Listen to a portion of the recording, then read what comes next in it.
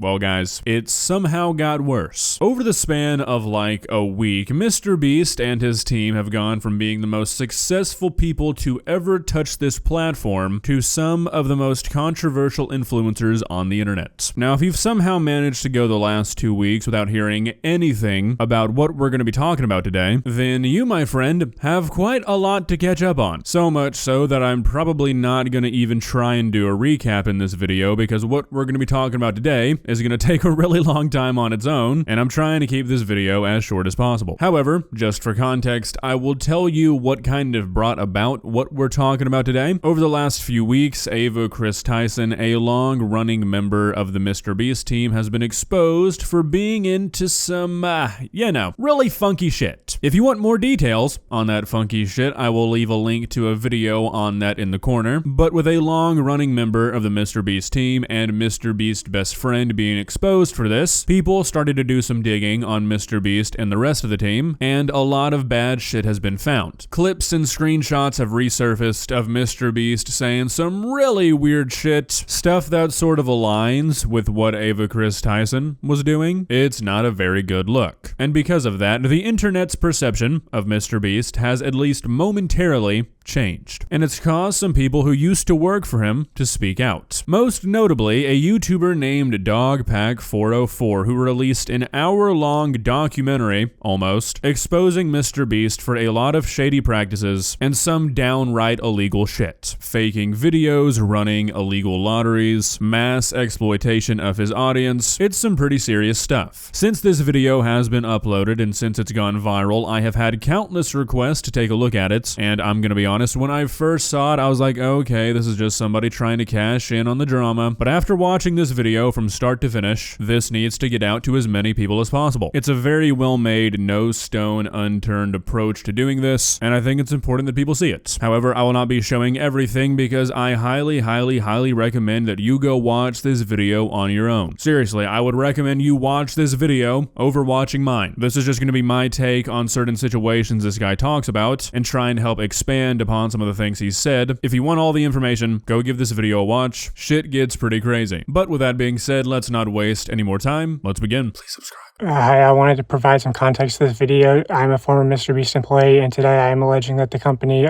rigged videos and did illegal lotteries and sold fake signatures. I would consider that fraud, okay? Thank you, enjoy the video. Now, MrBeast intentionally manipulates these children's vulnerable minds for profit using 3 simple steps, which closely align with the 3 major types of behavioral learning. Step 1 is getting the viewer to associate the brand with trust and authority. MrBeast videos are real, and he's a great guy that gives away big rewards to his loyal followers. Okay, so this is a big issue with a lot of YouTubers, especially YouTubers that target children. I've talked about this before with Darman. This guy actually uses a Darman clip later in the video. Don't know if we'll get to that. But a lot of people have not taken me seriously when I've said similar things about Darman. He's doing the exact same thing. He's trying to paint himself as this all-knowing, super good guy authority figure, when in reality, it's all for the brand. It's all for profits. This is a pretty big problem across all of children's YouTube. I will show you irrefutable evidence in a minute that his videos are in fact fake. Step 2 is showing the viewers that when people interact with MrBeast in a way that benefits MrBeast, when they do what he tells them to do, they win big rewards. Is he subscribed? You are subscribed. Here's some money. Have a good day. Some of them feel like I just walk around with $1,000. It's like, oh, thanks for watching my videos. Hit that subscribe button because you might bump into me in real life and it might make you a lot of money. When people are devout followers of MrBeast, they get rewarded. And step 3 is finally calling on the viewer to act in some way that benefits the brand, promising big rewards in return. Now it's your turn to do what MrBeast tells you and you will win big rewards. But you actually won't unless you're famous or friends or family of a MrBeast employee. So young, impressionable viewers are made to believe that MrBeast is a trusted authority who can give them big rewards. These young viewers are explicitly shown that dedicated followers or random subscribers like themselves are winning big rewards when they do what MrBeast tells them. These young viewers are explicitly told repeatedly that if they subscribe, if they buy products or act in some way that benefits the brand, they will win big rewards. Trust MrBeast, watch him help others, contribute to his cause, and one day he'll help you too.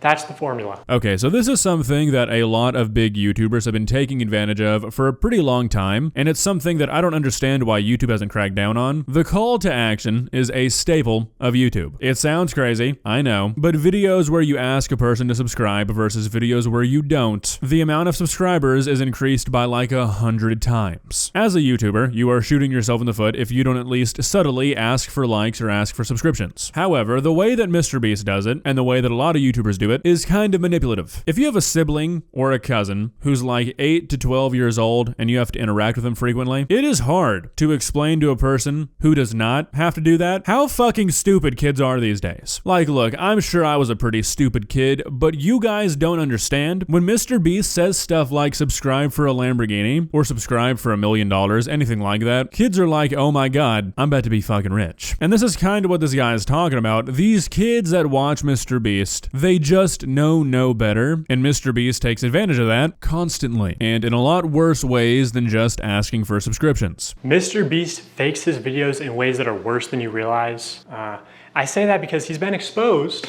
for faking videos before, and the common response is, why does it matter if the videos are fake? They're just meant to be entertainment. Have you ever faked a video?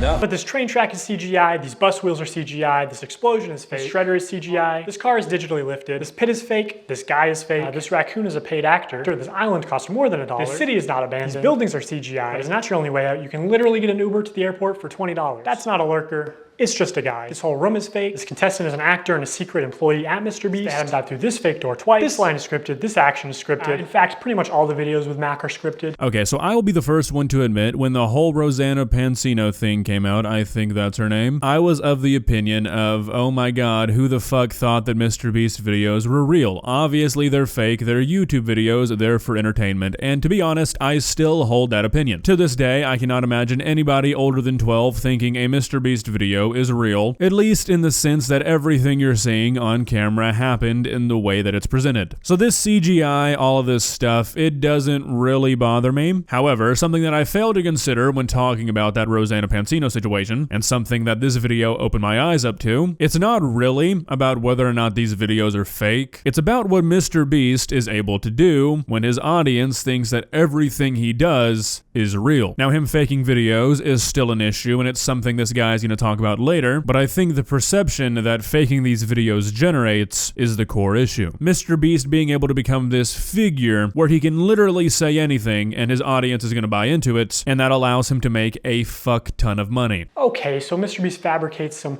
contestant dialogue and timers and movements and storylines and uses a bunch of shitty CGI, but who really cares? I mean, the videos are just for entertainment only, right? I mean, it's not like he's ever rigged the results of a challenge. That would be impossible because he films with hundreds of random subscribers, right? Wrong. Let's look at this video. Not only were the results of this video completely scripted, but the contestants are not random subscribers. So many people had jobs. Oh, that contestant had to get out for her job? I guess you forgot she's your hiring manager. I actually recognize a lot of people in this video, including Jimmy's own girlfriend. So yeah, the random subscribers you see in challenges are actually never random. They're almost always local to MrBeast, and oftentimes friends and family of MrBeast employees, or just the employees themselves. And when they do pull someone from outside of North Carolina, it's usually somebody who's in the industry, who's camera trained, who has built a following.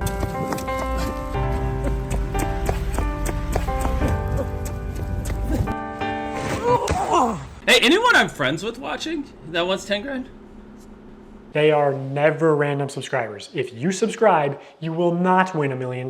Now, this is another aspect of the whole faking video situation that I sort of overlooked in the beginning, because again, I was under the impression that the issue people had were the videos being fake, like that was the thing people were upset about. But again, when you're able to extract so much from your audience because they believe that if they do this, or if they jump through this hoop, or if they buy that maybe they'll get to be in a MrBeast video, when in reality they never had a chance to begin with, that's fucked up. So now that I've explained some of the ways that MrBeast lies to build trust with his audience, I want to go on to explain how he exploits that trust for profit through running illegal lotteries, selling fake signatures, giving children diabetes, and more.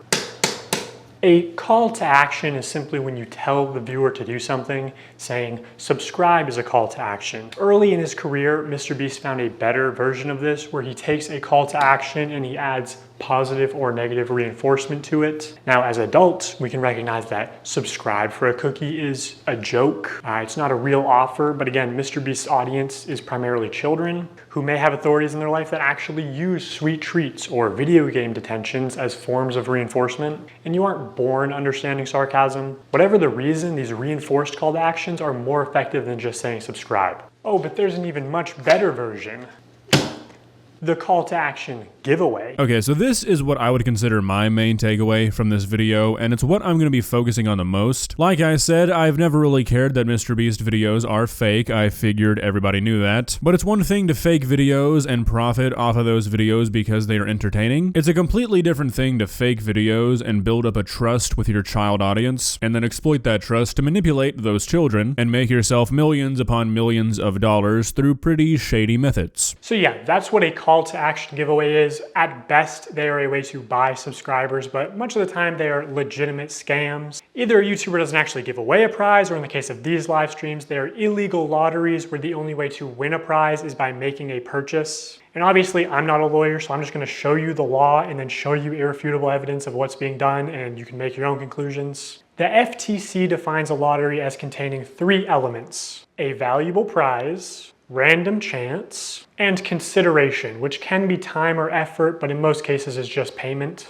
To successfully run a contest or a sweepstakes, you must eliminate one of these factors. A contest, for example, eliminates chance, and a sweepstakes eliminates consideration. In determining if any MrBeast giveaways have been illegal lotteries, we need to identify a prize, which is distributed through random chance and cannot be won without spending money. On August 2nd, 2020, MrBeast live streamed him and his friends signing limited edition shirts celebrating 40 million subscribers. And here are just some of the clips from that stream. For those of you who are just joining, if you buy one of our limited edition 40 mil special shirts, we're celebrating 40 million subscribers with a really big video, then we will sign that shirt, and some of them will get random prizes like this. In 10 minutes, right, because we gotta give them time to do their cart, we'll give 2 orders $500 each. 5 minutes, someone's getting $3 grand in their order. In 5 minutes, we're gonna do the same thing again. We're gonna put $1,000 in a random order. 2 minutes, newest order gets $2,000. Good luck, everybody. So this was a 6-hour live stream. They took it down off YouTube, but 5 hours of it are still up on their Facebook page. And during those 5 hours, I counted 46 illegal lotteries. These lotteries are also run poorly. Multiple times they would say something like, buy in the next 5 minutes for a chance to win. And then 7 minutes later go, actually, the newest order in 30 seconds is gonna win. In 5 minutes, we're gonna do the same thing again. We're gonna put $1,000 in a random order. Hey, Daryl, don't we owe someone $1,000? We do. Yeah, so, all right, so the newest order, in 30 seconds, we are gonna put $1,000 in your package. Another shady thing he did was constantly suggest that they're doing too many giveaways to make a profit. My guy over there doing the numbers is like, stop, please. It's like, you do realize every time you give away an Xbox and $1,000, you don't make money. I'm like, oh. When there was just no way they were ever even close to losing money on this stream. I don't know who this is, but you just got a pair of AirPods.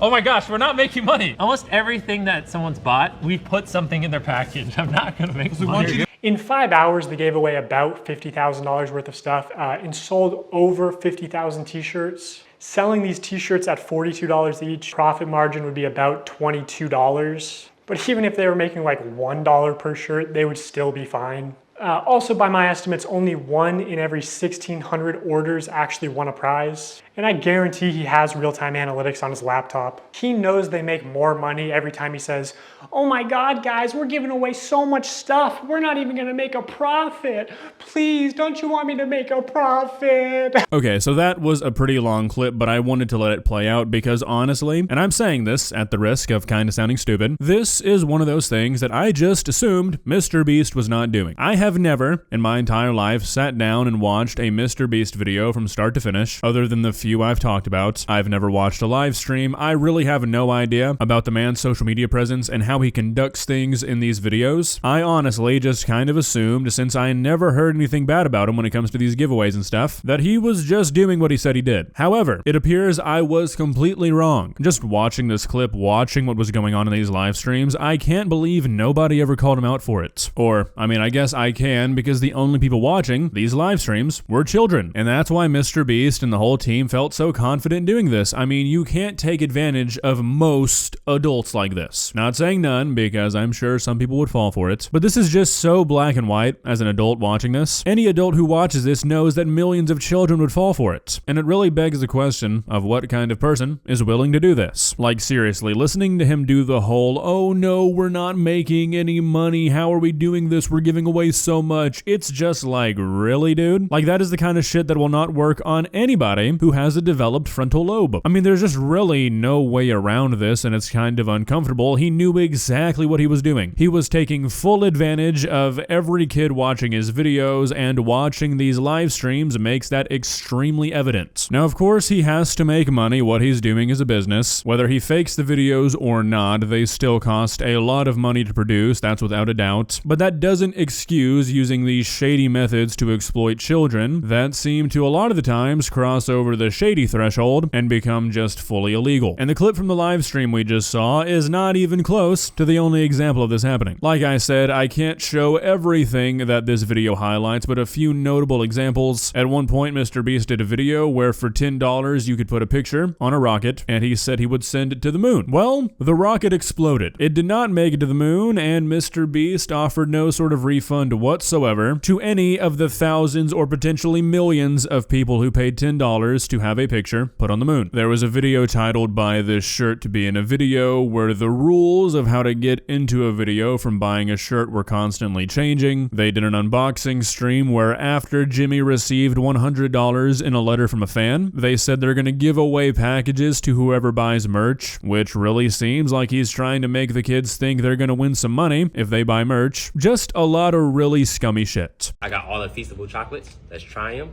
and rank them 1 to 6. I'm gonna be completely honest. Totally not biased, because if it sells more, I make more money. I'm gonna be honest, and I hope Jimmy is sitting next to me and not getting his feelings hurt. Compare it to Hershey's. It's our Crunch Bar. Okay. This is the one you believe in. Yes. Not crazy, Jimmy. No? No. You don't like Crunch Bars? I do like Crunch Bars, but again, it's too sweet. Let me try this. Maybe these are defective. Oh my like god, this tastes good to me. Wait, we're supposed to be ranking them. I rated the first one, so we going completely off of. Oh, we're going completely off of. We're in too deep. I rate this a 10 out of 10. I give this an 11 out of 10. Keep in mind, only 5 ingredients. Infinitely healthier for you than the normal thing out there. Also my favorite so far. Okay, here's the thing. I didn't realize you were a dark chocolate guy. I'm not a super dark chocolate guy. I do love dark chocolate. I get this a 7.8 out of 10. Okay, I'm starting to understand this, Yeah, man. we Okay, get a little okay. higher. I'm starting to figure this man out. You're gonna like this one, right? You like salt? I raised love you as a salt. sea salt guy. I'm gonna get rid of these. I love salt. No, I want to try those. No, you just don't. Trust me. You like. This is the You're a best dark one? chocolate kind of guy. Yes. Okay. If I can read the room.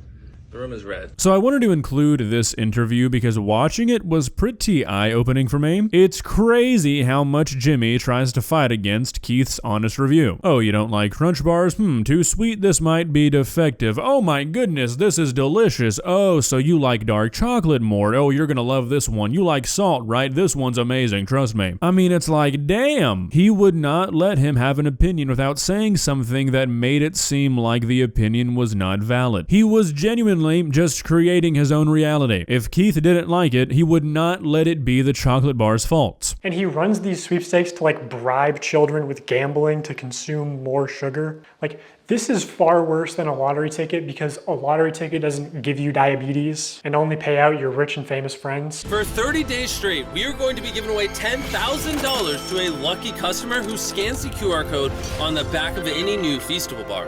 It's just disappointing to see somebody pretend to care about the health epidemic in the US only when it's profitable for them. I know this point isn't going to resonate with a lot of people because of how normalized high calorie and high sugar diets are in America. But like bribing children to get into the habit of consuming excessive amounts of sugar, like $10,000 a day as a giveaway is very deliberate because it's trying to create repeat customers that just buy out of habit. Like doing this, especially when you clearly understand how much of a health risk it is to these kids. Because obviously so much obesity and disease comes from the stuff we eat. It's honestly just evil to me, and I pushed back against this a lot while I worked at the company. For Halloween this year, Feastables is planning on putting $1 million in a chocolate bar, and they wanted to do a bunch of like scummy marketing and shit. My manager literally said at one point that they wanted to associate buying a Feastables with your dream coming true.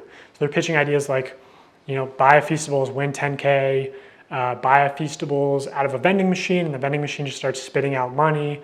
Buy a Feastables and it has a ticket to Disney World, whatever, right? Okay, so this is obviously something that should be addressed, and it's something that MrBeast should probably not do. However, I feel like this will quickly turn into a situation of, oh, we don't like this person on the internet right now? Okay, let's chastise them for everything they've ever done, while ignoring all the other people who have done the same things. And look, I'm not saying that this guy is doing that, but I know how the internet operates, and after reading some of the comments on this video, people sort of get tunnel vision in a way when stuff like this comes out. What I'm talking about is, yes, it is obviously not a good thing the way that MrBeast is promoting this chocolate. It does seem like he's trying to create a very unhealthy relationship with children and this chocolate. However, if we're gonna say this is bad, and it is, don't get me wrong, we need to do the same shit for when soda brands partner with video game companies for cap codes, or when other chocolate brands try to give out money doing the same thing. Brands of this nature, brands that specialize in sugary foods, love this shit, because they can get people buying their products that might otherwise not, and sugar is addictive, so getting people to buy their products that haven't before is a great way to get a person hooked. What's a good way to get a person hooked on your product if they have no interest in trying your product for the product itself? Saying if you buy a bottle of this soda, you can get something exclusive for your favorite video game, or if you buy this chocolate bar, you have a chance to win $20,000. It happens all the time. Reese's literally got in trouble for this last year because people were accusing them of running an illegal lottery for $25,000.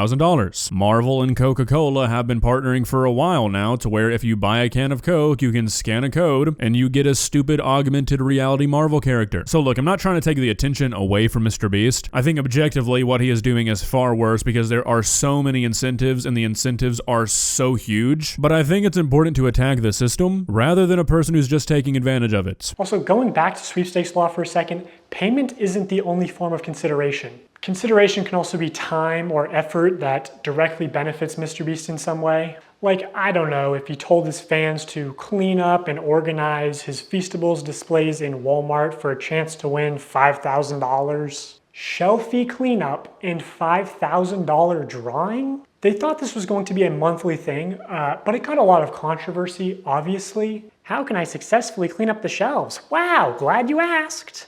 No bars on the shelf? Go find an employee and ask them to check to see if there is product in the back room and ask them to bring them out so you can put it on the shelf to match the tags. Okay, so I remember when this was hitting Twitter and people were getting upset about it, and I remember not really looking too much into it because once again, I'll be honest, I kind of blew this off as something people were just getting upset at MrBeast over and it probably wasn't that big of a deal. But no, this is actually fucking insane. MrBeast was genuinely telling his army of cracked out 7-year-olds on Feastables to go harass Walmart employees to get stock back on the shelves. Are you serious? That is the most hilariously insane thing I think I've ever heard. I mean, that is some super villain shit. This guy has hundreds of millions of subscribers. You've got to imagine at least a few 100,000 kids went out and did this. Can you imagine the hell that these Walmart employees had to go through? Just minding their own business, and then one day out of nowhere, armies upon armies of Fortnite gamers are storming the store, asking where the fuck are the Feastables? That's wild. But I think that is a good place to call it a day. He talks a lot more about the lotteries, the morality of these videos, how he rigs them, how he sets people up for failure. Seriously, he goes into so much detail in this video that if you really want to understand this whole situation, you're doing yourself a disservice not watching it. This video is not meant to be a summary of this guy's work. It's more just a collection of a few of the things I wanted to highlight and a few of the things I found most shocking or important. If you want to know everything, I can't recommend this video enough. Well guys, what do you think? Were you aware of how bad bad things were over on the MrBeast channel because like I said, I just always assumed things were going by the book. I still think the guy has done a lot of good. I don't know how fake all of his videos are in that sense. I still think a lot of the good deeds he's done should stand and they're not wiped out by his shitty business practices. But after watching this video and doing a little bit of research on my own afterwards, he is definitely not the guy I thought he was. I always knew that a lot of what he was doing was a front, and I mean at the end of the day he's running a business, but it would be dishonest of me to say I thought it was this bad. If you enjoyed this video, please leave a like and walk on over to that subscribe button and touch it. It's free. It won't cost you anything. But for now, that's all I have for you today.